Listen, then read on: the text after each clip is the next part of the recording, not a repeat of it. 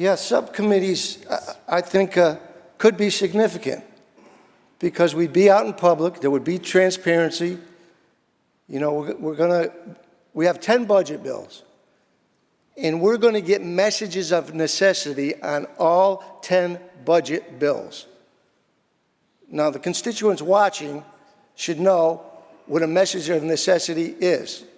It's different from what the reality is from what it is here on the floor.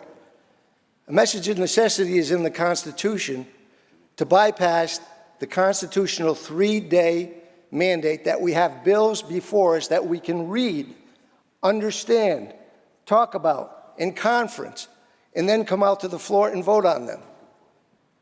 For 10 budget bills, that add up to $235 to $240 billion. Not one of those bills will we probably have 3 days to evaluate each one on each part of the budget, which reflects the spending in the state of New York. That's unconscionable, especially when we're probably going to be at least 20 days late with a budget. You're already 20 days late. Now, the other side says, well, now you want to spend 3 days actually reading the budget after you're 20 days late?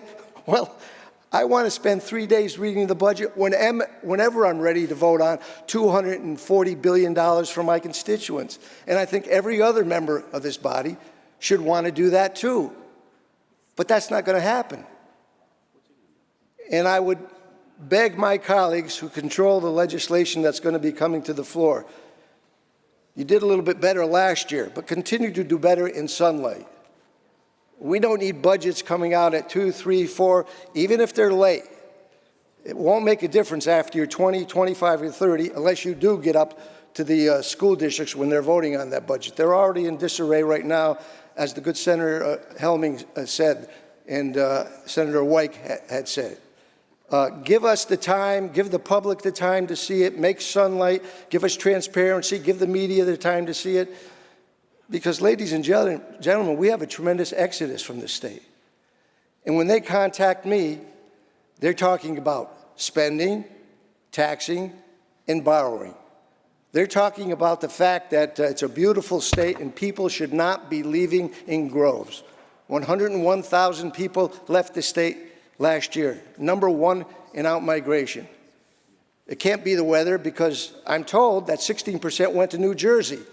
Now, that's not exactly the sunny, balmy place of the Northeast, okay? A lot of cold weather season states are growing in population. We just had a little press conference today where, unfortunately, through that evaluation bipartisan nationally, we're #1 in terms of the lowest in economic development and job creation. We want to change that. We want to incentivize people to stay, live, work in this state. It's a beautiful state. We all love this state. But if you keep doubling down on the same agenda, affordability, lack of public safety, housing, it's going to be very problematic to keep people in this state.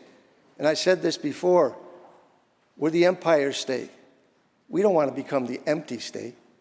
We want people to live and stay here and love the state like we do, and that's why we serve it. Thank you, Mr. President, and thank you, Senator Kruger.